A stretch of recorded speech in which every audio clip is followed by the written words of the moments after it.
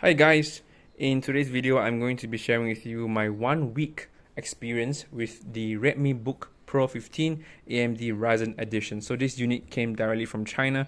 I bought it online for about 3,300 Malaysian ringgit. That would probably be around 800 US dollars.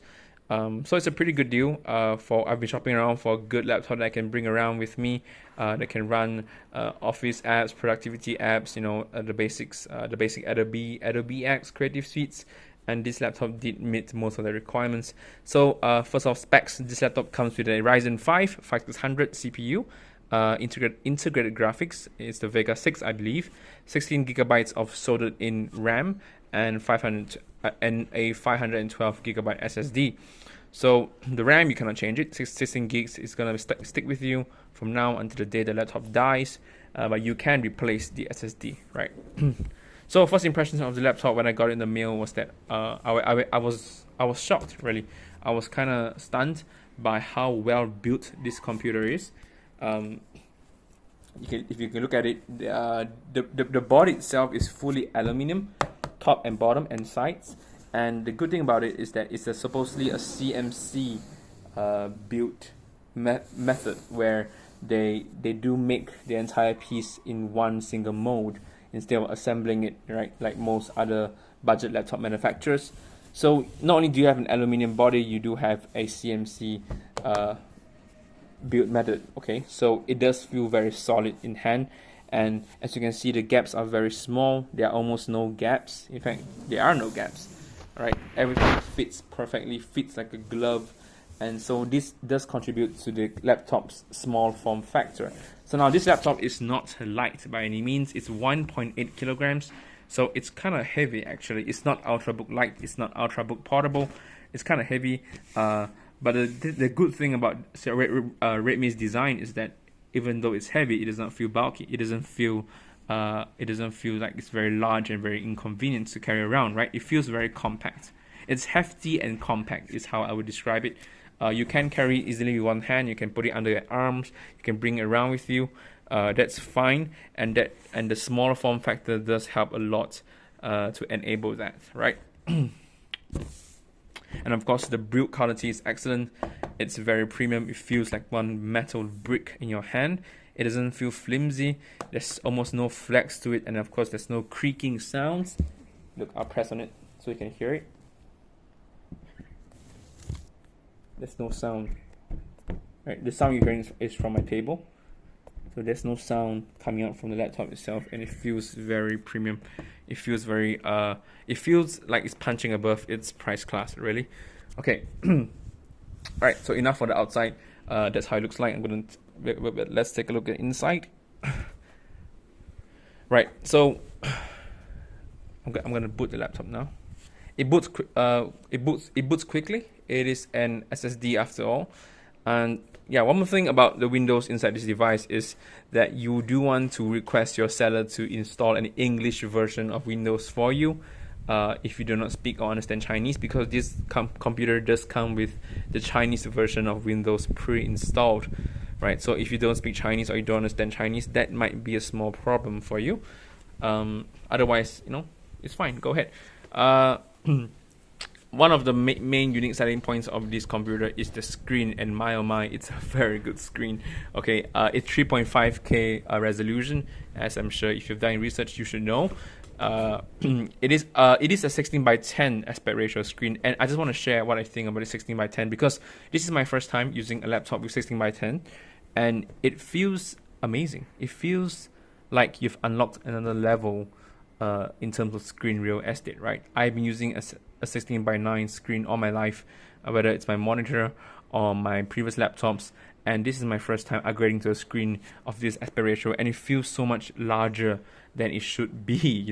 On paper it doesn't feel like it's going to be a lot, it's just the additional 1 inch there, but it does feel so much larger, especially if you're browsing the web or if you're looking at Word documents. This extra length there will help a bit.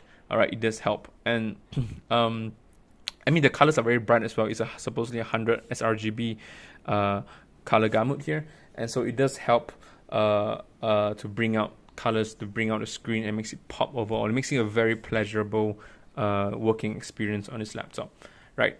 So the keyboard itself is it's nothing to shout about. It's a pretty decent keyboard. Sorry for the smudge there. So it's a pretty decent keyboard. It feels, I'll just let you hear it.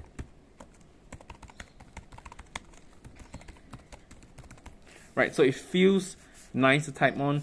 The spacing is pretty decent. The keycaps themselves are of a good size. I do have fat fingers, so having larger keycaps do help me a lot. And I think these are just enough, right? If you have fingers, you know what? Let's not go there. The only downside, the only critique I have of this keyboard is that the keys do feel a bit soft. They feel a bit mushy. And that does temper a bit with the typing experience. I think if Xiaomi or Redmi had used maybe more firm materials for these keycaps, it would help a bit.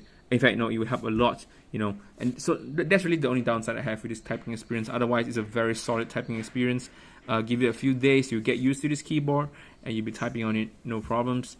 One thing though, the soft keycaps, they do have this problem where sometimes they might cause me to type an additional alphabet.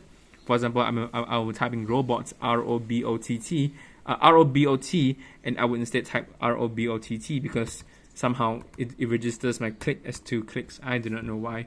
The mouse pad is also nothing to shout about. It's a very good size though. Look at it. Look at the comparison. Look at the contrast to it. It's a very good size. It's very large, very easy to navigate, very easy to use, very snappy as well.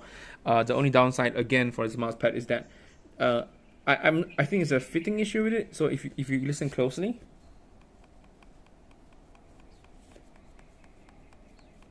yeah. So I'm not clicking on any buttons actually. That's just me applying a bit of pressure on the surface of the mouse pad. Yeah, and so it has this sort of a weird fitting issue where it causes a bit of click clack sound, just resting like this. But otherwise, other than that, the buttons are snappy and they feel good to click on, so that's fine. No complaints there.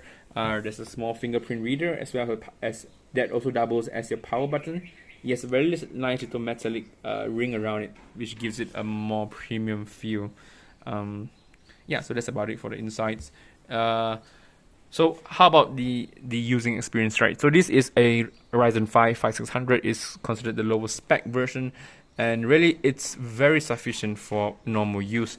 If you're someone who does not do any video editing, you do not plan to game on this computer, then this is perfect for you, as it is perfect for me, because I do have a desktop. If I want to do any video editing or do any gaming, I use my desktop usually. This laptop, I'm going to take it with me on the go, to cafes, to meetings, or if I'm traveling, I'll just take this along with me, and it works like a charm.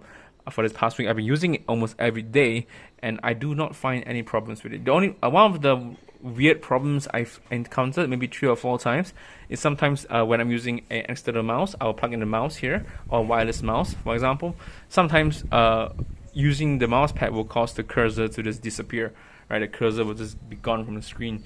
And you have to reactivate the mouse pad here, Fn, and I believe it's F9. You activate and reactivate the mouse pad for the cursor to come back, which is kind of a weird problem. I'm not sure what's happening there, but yeah, that's about it. So this computer does have a few cool features. Even with the English version of Windows installed, you can still use the cool inbuilt features that Redmi have included. So for example, Fn and K would trigger the mode selection, right? So there are 3 modes, as you can see here: silence, balance, and turbo. So this controls the fan speeds, and I'm assuming performance as well indirectly, because fan speeds, the thermals do affect the performance of this computer.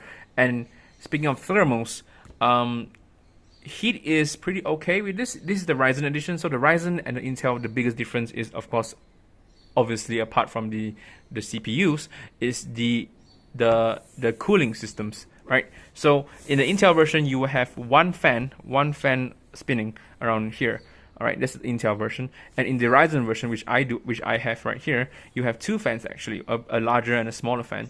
So you have two fans actually spinning to dissipate heat from the insides, and it does help some with the cooling. And of course, this device does not have a dedicated graphics card, which helps a ton with keeping things cool inside.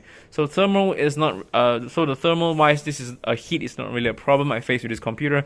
It does get a bit warm sometimes if you're running some heavy, a lot of Chrome tabs, or running Illustrator, or just exporting something. It does get a bit warm, especially around this area, WSD keys and the function keys around this side. But I mean, otherwise, other than that, it's fine. It's perfectly usable. You can still type on it. It's not that hot, right? It's warm but not that hot. All right. So just now you saw what happened was the computer went to sleep when I closed the lid, and just with a touch of the finger, just touch. You don't have to press it. Just touch it. And it wakes up. It knows that it's me. It knows that it's my fingerprint, and it wakes up. So there's a webcam here. I'm not sure if you can see it. Yeah, my focus is not working that well. Right, there it is. So this webcam is 720p. The quality is okay-ish. It's nothing to scream about. If you are in dark conditions, I recommend you find some lighting, because this camera does not do very well in dark conditions. 720p is usable again. So a lot of this computer really is just, it's usable, it's passable. It really works very well for what it's designed to do. And what it's designed to do is to be a portable work machine for people on a budget. All right, so that's what Xiaomi have always been doing very well, creating high value products at very low price points. So yeah, that's about it for the experience. I think apps are snappy. Like I said, there's no problem with lag on this computer. It works very well. You can run multiple tabs at once. I use Edge and Chrome. I run multiple instances of Chrome together with Edge and Illustrator, and they work very well. Okay, another thing I want to mention is the battery life on this computer. The battery life is actually very decent. I do not know what the online reviews have been telling you, or what you've seen, because from my experience, before I bought this computer, I did shop around a bit. I did look around a bit for reviews, and they do say the battery life on this device leaves some to be desired. But I personally think it's very good. I use it for web-based applications. I use Slack. I use WordPress on Chrome, on Edge. I watch some YouTube videos. I turn on some writing tools, some Microsoft Word, and I run all this for about a whole afternoon, right, from 12 noon to 6 p.m. And it uses around 25% of the battery. So that's a very, very decent battery usage, in my opinion. And I think you really can't go wrong with this device. If you want something that can last you long outside, this is it. All right. So yeah, let me know if there's anything else you would like me to talk about for this device. But for now, that's about it. And see you soon.